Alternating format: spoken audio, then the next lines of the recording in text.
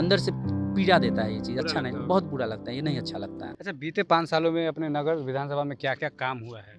ये तो विधायक जी भी नहीं बोल पाते हैं कि क्या काम हुआ है। आपके पास एक ऐसा विधायक है जो साढ़े 4 वर्षों से कुछ नहीं किया है। फेसबुक उठाया, पोस्ट लिख दिया, मैं भी उम्मीदवार हूँ। ये में सिर्फ एनडीए में आप काउंट करिएगा तो 75-76 दावेदार हैं। निर्दलीय तो पूछिए मत, मशरूम से ज़्यादा निकला हुआ है निर्दलीय उम्मीदवार। पता है ना, आसमान से अगर एक ढेला भी अभी फेंक दिया जाए ना, तो मुजफ्फरपुर के सड़क पे चलने वाले किसी न किसी आदमी के ऊपर जो लगेगा, वो हाथ उठा के कहेगा हम प्रत्याशी ही हैं। कोई मतलब सीधे उठ के आए और सीधे कहे मैं मुजफ्फरपुर का बेटा हूँ। जो साहित्यकार हैं, जो कवि हैं, जो सोशल एक्टिविस्ट हैं, वो क्या हैं?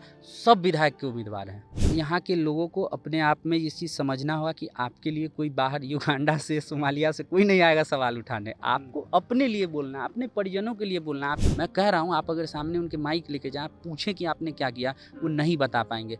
सब मैं दावेदार हूँ, मैं उम्मीदवार हूँ, मैं दावेदार हूँ, मैं उम्मीदवार हूँ, मैं चाँद तोड़ के ज़मीन पे लाऊँगा, वगैरह-वगैरह का बात हो रहा है। समस्या क्या है और समस्या का उनके पास समाधान क्या है, ये कोई नहीं कह रहा है। आप बताइए, कोई कहा है? आप मुज़फ्फरपुर की खुली हवा में साँस नहीं ले सकते हैं। ज़िम्मेदार यहाँ की जनता है, लापरवाह जनता है जिसे कोई फ़र्क ही नहीं पड़ता है। जल-जमाव है। अतिक्रमण है, जल जमाव है, सड़क है कहाँ चलने के लिए? कोई उम्मीदवार को उठा के देखिए जो विकास की बात करता हो, कोई नहीं कर रहा है विकास की बात। नगर विधानसभा में कितनी पंचायतें हैं, ये दावेदारों को पता नहीं है। पंचायतों का स्थिति बहुत ज़्यादा लचर है, मतलब आसमान से अगर ढेला गिरेगा ना, तो उम्मीदवार के सर पे ही गिरेगा, ऐसा स्थिति। आप देखें कि कोई रिपोर्ट कार्ड आया हो या कुछ आया हो, हाँ, गले में गेंदे की माला पहन के और एक समुदाय विशेष के मोहल्ले में जा के आप देखिएगा लगातार पोस्ट करते हैं। सड़क पे अतिक्रमण है, सड़क पे बस स्टैंड है, ऑटो स्टैंड है, पुल पे लाइट नहीं है, सीसीटीवी फुटेज नहीं है, किसी को कोई मतलब नहीं है, ना पक्ष न विपक्ष। क्षेत्र तक का पता नहीं है दावेदारों को, कहीं से भी कैसे भी सत्ता पाने की हवस है आंखों। अब सीधे क्रैश लैंडिंग होता है, जैसा हर विधानसभा सीट पे खूब अच्छे से तरीके से एकदम बिठा के लोगों को उम्मीदवार बनाया जाता है और फिर घर भेज दिया जाता है। तो इस चीज मुद्दों का पता ही नहीं है, घर में बैठ के सभी दावेदार हैं। अब तो रोज शाम में शमा सजती है यहाँ पे मुजफ्फरपुर में। फेसबुक उठाया, पोस्ट लिख दिया, मैं भी उम्मीदवार हूँ। नमस्कार, मुजफ्फरपुर देख रहे हैं, मेरा नाम है उत्तम कुमार। देखिए, आपको बताते चले कि कुछ ही महीनों बाद जो है बिहार विधानसभा का चुनाव होने वाला है। ऐसे में हम बात अभी मुजफ्फरपुर नगर विधानसभा की करेंगे। बातचीत करने के लिए हमारे साथ ठाकुर दिव्य प्रकाश जी हैं, इनसे बातचीत करेंगे। क्या कुछ कहेगा इस बार, क्या कुछ माहौल है और क्या कुछ बदलाव होने वाला है? बदलाव का वादा तो हमेशा होता है, माहौल का क्या कहना है, माहौल तो एकदम जमाए हुए सब हम्म। देख ही रहे हैं। हर वोट प्रत्याशी है, जिस तरफ वो कहता है ना, आसमान से अगर एक ढेला भी अभी फेंक दिया जाए ना, तो मुजफ्फरपुर के सड़क पे चलने वाले किसी न किसी आदमी के ऊपर जो लगेगा, वो हाथ उठा के कहेगा हम प्रत्याशी ही हैं। अभी तो सब प्रत्याशी है। प्रत्याशियों की संख्या जो है लगभग अर्धशतक पार हो गया है। संख्या का क्या कहना है, एनडीए में सिर्फ एनडीए में आप काउंट करिएगा तो 75-76 दावेदार हैं।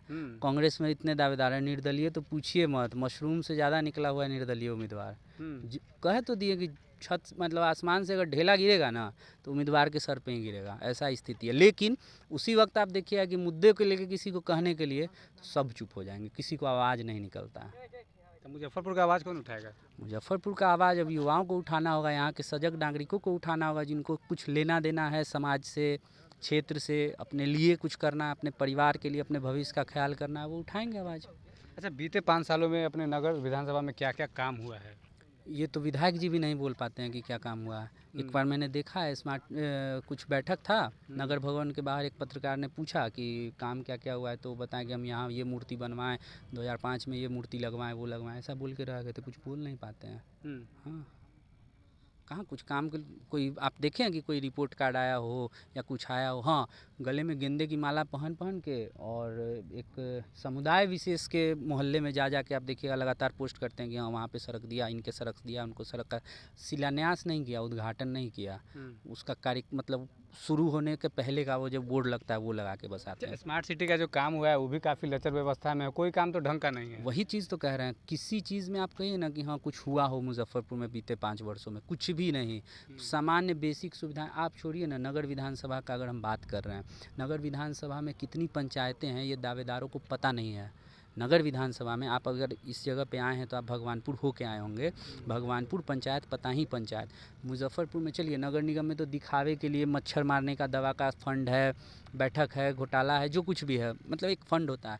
ग्रामीण क्षेत्रों में क्या हो रहा है नहीं होना है ये कोई देखने सुनने वाला नहीं है। पंचायतों का स्थिति बहुत ज़्यादा लचर है, सड़क पे अतिक्रमण है, सड़क पे बस स्टैंड है, ऑटो स्टैंड है, पुल पे लाइट नहीं है, सीसीटीवी फुटेज नहीं है, किसी को कोई मतलब नहीं है, ना पक्ष ना विपक्ष, ना कार्यकर्ता होने का जो दावा करते हैं वो लोग, ना सामाजिक कार्यकर्ता, ना दावेदार, किसी को इस चीज़ मुद्दों का पता ही नहीं है। घर में बैठ के सभी दावेदार हैं, घर में बैठ के मैं ये लड़ रहा हूँ, फेसबुक उठाया पोस्ट लिख दिया मैं भी उम्मीदवार हूँ। उससे भी हुआ तो किसी, अब तो रोज़ शाम में समा सजती है यहाँ पे मुजफ्फरपुर में। हाँ, समा सजती है जिसमें बहुत अच्छे से स्टेज किया जाता है लोगों को कि फलां आदमी यहाँ पे ये काम किए हुए हैं, यहाँ पे ये काम किए हुए हैं और ये उम्मीदवार होने जा रहे हैं। चर्चा होती है। चाय पे चर्चा तो वो तो अलग समस्या है, वो तो समस्या हम कह रहे हैं, वो तो अलग चीज़ है। ये अलग चीज़ हो रहा है। एक मीडिया के अंदर भी मैं कह रहा हूँ, आप भी मीडिया हैं, मैं मीडिया के लोगों को भी कहना चाहता हूँ कि शाम में खूब बेहतरीन एक समा सजता है, हर विधानसभा सीट पे खूब अच्छे से तरीके से एकदम बिठा के लोगों को उम्मीदवार बनाया जाता है और फिर घर भेज दिया जाता है। किस लोभ में, किस लालच में क्या हो रहा है, इस पर मैं विशेष टिप्पणी नहीं क्या करूँगा। होगा नगर विधानसभा का? नगर विधानसभा का क्या होगा? नगर विधानसभा का अभी फ़िलहाल कुछ होता हुआ दिख नहीं रहा है, अच्छे लोग राजनीति में आ नहीं रहे हैं। अब क्या है, अब चुनाव राजनीति आप भी जान रहे हैं, पैसों का खेल हो चुका है। अब ब्रांडिंग है, इमेजिंग है, 25 तरह की चीज़ें हैं, वो अगर नहीं हो तो लोग पहचान नहीं रहे हैं किसी को। पहले क्या होता था ना कि छात्र राजनीति है, छात्र राजनीति एक माध्यम होता था, एक कोऑपरेटिव से कोई निकल के आया आगे। पहले के लोग क्या होता, कुछ ना कुछ कहीं ना कहीं से निकल के आते थे। अब वो बेसिक नीचे की चीज़ों को आप हटा दिए, अब सीधे क्रैश लैंडिंग होता है। जैसे आप देखे थे ना मून पे या मार्स पे जो क्रैश लैंडिंग होता है, तो क्रैश लैंडिंग सीधा होता है। अब उसमें घसीटते पसीटते सीट को बर्बाद करते, विचारधारा की तिलांजलि देते हुए कहीं से भी कैसे भी सत्ता पाने की हवस है आंखों में लोगों को। अब कोई सेवा के लिए, जनसेवा के लिए अगर कोई कहता है तो वो झूठा है।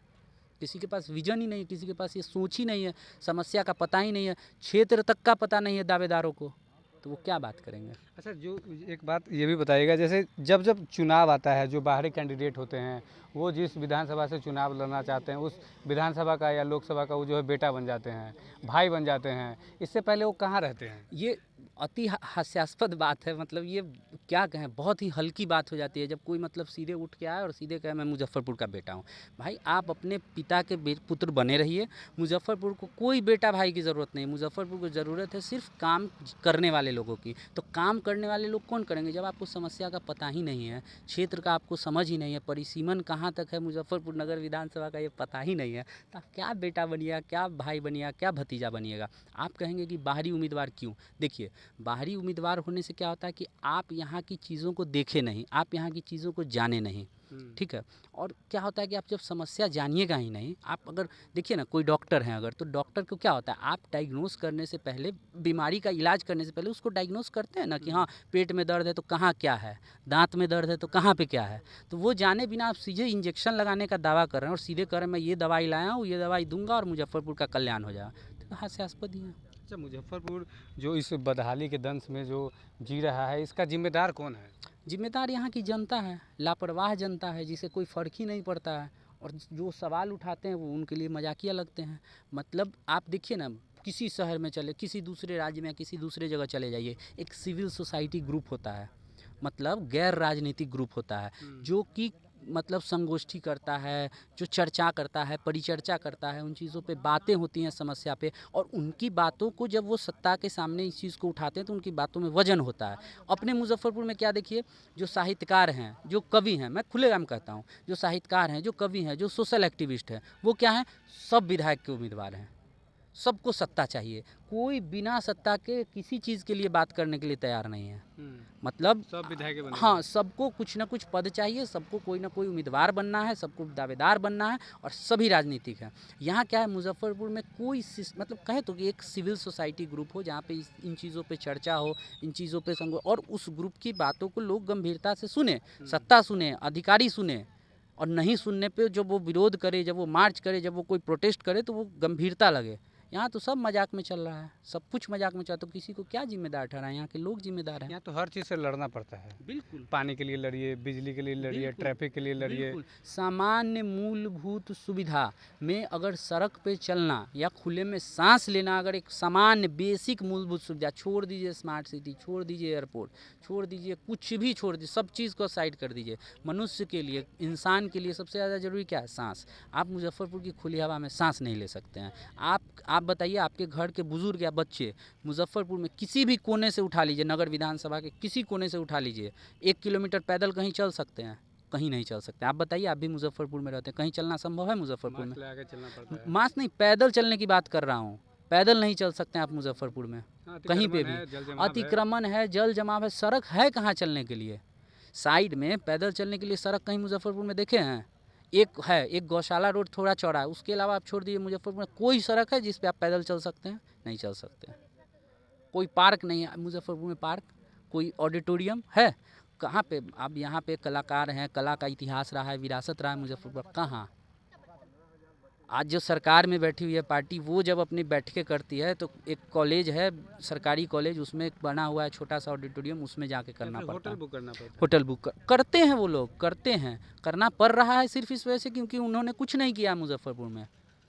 सांसद, विधायक, जिला परिषद, कोई तो फंड होता है जिसमें एक 5 करोड़ 7 करोड़ का फंड होता है। ठीक है, आप कागज़ पे कुछ कुछ पास करा के रखे हुए हैं, हमको नहीं पता है, हम तो नहीं देखे हैं।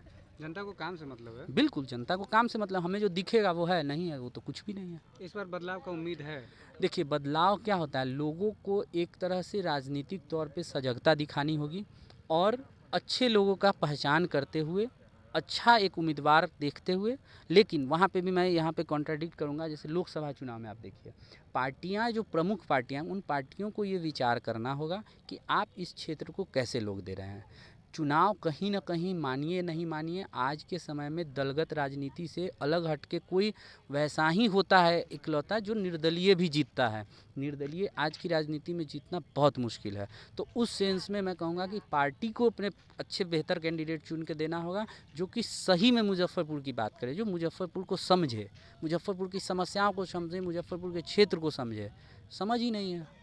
अच्छा, आपने जो बताया है, जैसे भाजपा हो गया, एनडीए हो गया, या फिर और भी जो पार्टियां हैं, उसमें आपके हिसाब से कितने ऐसे कैंडिडेट हैं जो योग्य हैं, जो नहीं, अब ये तो मेरी तरफ से गलती होगी अगर मैं किसी की योग्यता पे जो सवाल मुजफ्फरपुर की बात करें? नहीं नहीं, जो मुजफ्फरपुर की बात मुजफ्फरपुर के नहीं, विकास की बात ये करें। ये कहना गलत होगा किसी को। मैं मतलब मैं कौन होता हूँ योग्यता देखने वाला? मेरी जो रिक्वायरमेंट है, उस रिक्वायरमेंट को कोई मैच करे तो वो कर जाए। अब ये रिक्वायरमेंट तो अब लोगों को देखना होगा, मैं कुछ नहीं नहीं, इसमें। जो लोगों की समस्या की बात करें, मुजफ्फरपुर के ऐसा विकास की ऐसा बात करें। अभी तक कोई, आप देखिए, कोई उम्मीदवार को उठा के देखिए जो विकास की बात करता हो, कोई नहीं कर रहा है विकास की बात।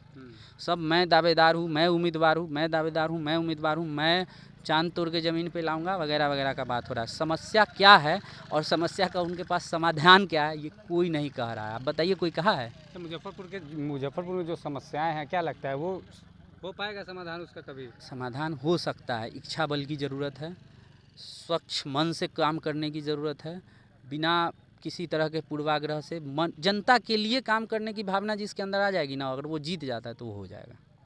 देखिए, तो बातचीत अभी तक कितने कैंडिडेट? कैंडिडेट वही तो कहे ना कि आसमान से ढेला फेंकिएगा ना, आसमान से अगर कुछ आपके पास तो सारा जी आंकड़ा जी, वगैरह हाँ, है। आंकड़ा है, आंकड़ा है। मैं क्या कर रहा हूँ ना कि अभी स्थिति ये है कि आसमान से कुछ गिरेगा तो जिस पे गिरेगा वहाँ हाथ उठा के कहेगा मैं भी उम्मीदवार हूँ।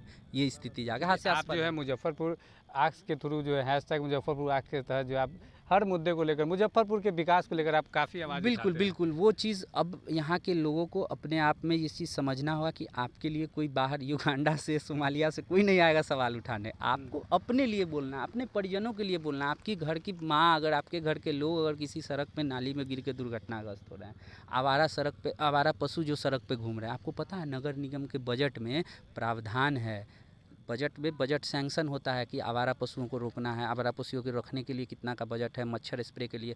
आप जब जानेंगे ही नहीं कि आपके लिए पैसा आया हुआ, आप किस चीज़ पे सवाल लोगों को उठाएंगे? अपने अधिकार के बारे में पता ही मालूम नहीं है, पता ही नहीं। और सबसे दुखद बात क्या है ना कि वो जानना ही नहीं चाह रहे। मैं क्यों सवाल कर पाता हूँ? मैं इसलिए सवाल कर पाता हूँ क्योंकि मुझे लगता है कि इस पे बोलना चाहिए। लोगों में ये चेतना का मतलब, ये राजनीतिक मतलब कहिए या सामाजिक तौर पे कहिए, लोग सवाल पूछना भूल चुके हैं। आपके पास एक ऐसा विधायक है जो 4.5 वर्षों से कुछ नहीं किया है। मैं कह रहा हूँ, आप अगर सामने उनके माइक लेके जाएं, पूछें कि आपने क्या किया, वो नहीं बता पाएंगे। 8 महीने पहले वो नहीं बता पाए थे। अब हो सकता है चुनाव नज़दीक आया, फिर से निकले हैं घर से बाहर, तो कहीं हो सकता है उनकी टीम से कोई बता दे कि हाँ ये बोलना है, ये बोलना है, तो अलग बात है। लेकिन 8 महीने पहले वो कुछ नहीं बता तो अभी पाए। दूसरे के बताने पे बोलते हैं। वही चीज़ कह रहा हूँ ना, तो इस तरह के लोगों का प्रतिनिधित्व अगर इतना हाईटेक जगह जहाँ इतने पढ़े लिखे लोग हैं, युवा वर्ग है, और इसका प्रतिनिधित्व ऐसों के हाथ में, बहुत ही दुखद है, बहुत दुखद है। और ये सही में मतलब अंदर से पीड़ा देता है ये चीज़। बुरा अच्छा लगता नहीं, होगा। बहुत बुरा लगता है, ये नहीं अच्छा लगता है। देखिए नहीं तो अच्छा लोगों में जो है काफ़ी इस बात को लेकर तकलीफ है कि जो मुजफ्फरपुर का जो समस्या है, मुजफ्फरपुर की विकास का बात करने वाला कोई भी उम्मीदवार नहीं है। बने रहिए आप हमारे साथ, देखते रहिए मुजफ्फरपुर। धन्यवाद। बीजेपी से अभी तक हम अरे जुड़े 75 76 तो बोल दिए थे पहले ही हाँ, ना 75 ए शुरू में बोल रहे हैं तुम चलो। सुनो ना बोलिए। शुरू में बोले